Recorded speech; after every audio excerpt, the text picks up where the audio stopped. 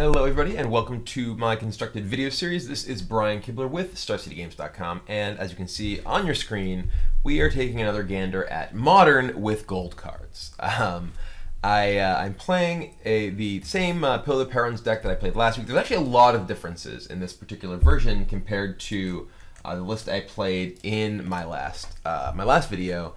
There's a ton of options for a deck like this. I've been tweaking it a bit. I played it a bit on my stream earlier this week. I guess last week for when you're probably gonna be seeing this.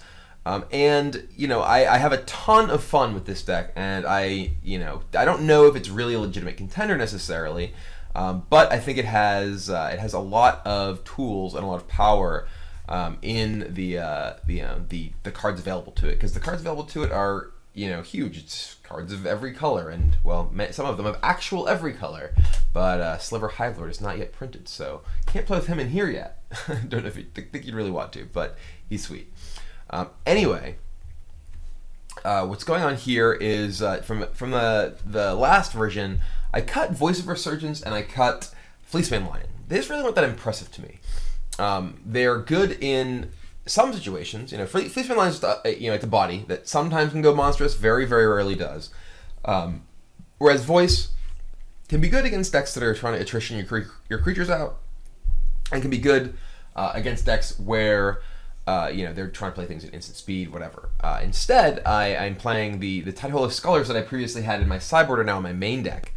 And I have Kasali Pride Mage. I've talked a lot about Pride Mage in my Zoo commentary, and I'm a really big fan of Pride Mage. I think that given the texture of the modern format, it's very good. There's decks like Affinity, there's decks like Twin and Pod that all have good targets for Pride Mage, and there's random decks you can kill them with Pride Mage with as well. I also moved away from Lightning Helix, and now I'm playing Terminate.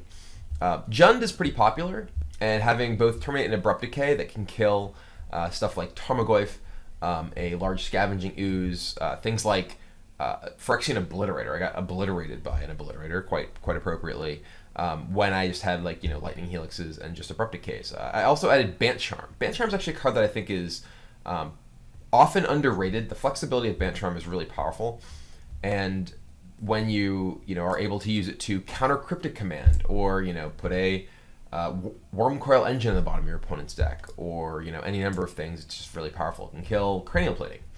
Obviously not terribly efficient at doing that, but it's a very, very versatile spell, and often that's what you want. The creature base is a little bit different at the 3 slot as well. I'm playing one Doran instead of one of the Rock Swarm Monks that I previously had, and I've added another Domri as well. Doran he's questionable alongside Domri because he can't fight with Domri. He has 0 power, so if you actually fight with Domri, you deal 0 damage. So my very original version of this deck actually had a bunch of Dorans and Domris until I drew them together and felt really foolish. But Doran both enables some of your creatures to do more damage, like Lightning Angel and Rock Swarm Monk. But one of the sort of things that I think a lot of people forget about that Doran can do is make your opponent's, basically all of your opponent's cards in Affinity terrible. It makes Cranial Plating do nothing because it gives a bonus to power, and then creatures assign damage based on their toughness. It makes Battle Cry from the Signal Pest do absolutely nothing. So it has a lot of impact that I think is often overlooked, and I like having the single copy. I think it's kind of sweet. Lightning Angel is obviously awesome. Ajani is a card that I think the deck wants. It's been very good in a number of situations where I've had it, but I mean, it's pretty expensive in a deck that doesn't have a ton of land. It does have a bunch of mana creatures, but if the mana creatures die in the matchups that Ajani is good in, it can often be difficult to cast. But I like having the 5 Planeswalkers. I think they're very powerful. It's possible that I should have Ajani Vengeant rather than Ajani Mentor of Heroes. This may be just getting a little bit ahead of myself in terms of the sort of effect that I want, but I want to try it out some more. I haven't really got enough games in that have involved Ajani to really give it a final sort of score. Cyber's a little bit different too. I'm down to 3 Counter Squalls. Counter Squall's good, but I wanted some other sort of a little bit of variety in terms of my disruption, which let me add Slaughter Games. StarCityGames is obviously exceptionally powerful against a deck like Scapeshift that's reliant on a single card to actually be able to beat you. It's also very good against, you know, a wide variety of different sorts of combo decks that Counter Squall isn't necessarily the best. StarCityGames is also good against, you know, decks like Tron. It goes a lot better with Tidehollow Scuttler than, you know, obviously just shooting blind. But I think that StarCityGames can be reasonable against some decks just as a disruption plan. Like, you know, StarCityGames against Blue-White-Red, like random Blue-White-Red deck, or StarCityGames against Twin. You know, it's not amazing in some of the situations, but it can be powerful at giving you information and making it so that, you know, you are comfortable playing against the sort of things that you know that you don't have to. Fulminator Mage is very powerful, obviously, against Tron and Scapeshift type decks. I've run into a lot of those, as we saw in my last video on Magic Online. Persecution, I have Persecution. I cut my Electrolyzes. I like Persecution, I think, more, because Persecution, you know, A, kills everything.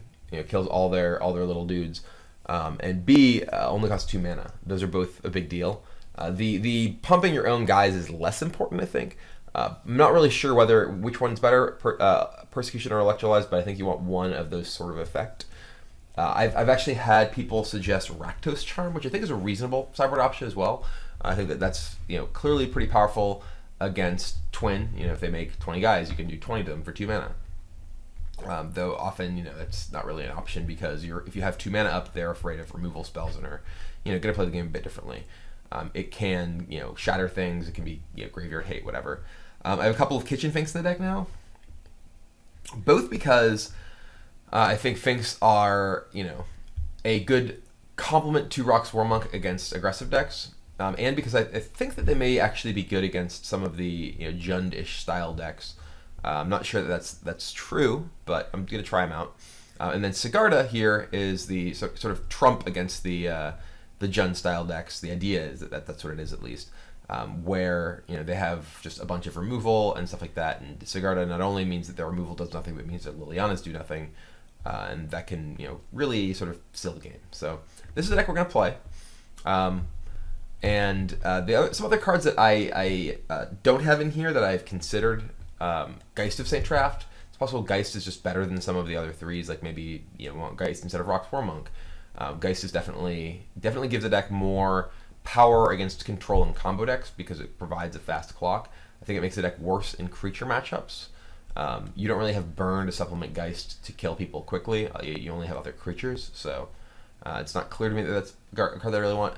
Ancient Ziggurat is a card that I actually originally had in the mana base for the deck when I first built it, but that prevents me from being able to effectively cast a lot of my spells. When you have, you know, Ziggurat into, well, no, I can't cast my Domery or my, you know, Abrupt Decay, Terminate, Ban Charm, whatever. I think that causes more trouble than it's worth, and I think that the pain you take from the Rainbow Lands and, you know, having the Razor Verge Thickets to sort of mitigate a little bit, that I think is all worth it. So anyway, we're going to play and see how we do. So don't go anywhere, and let's battle.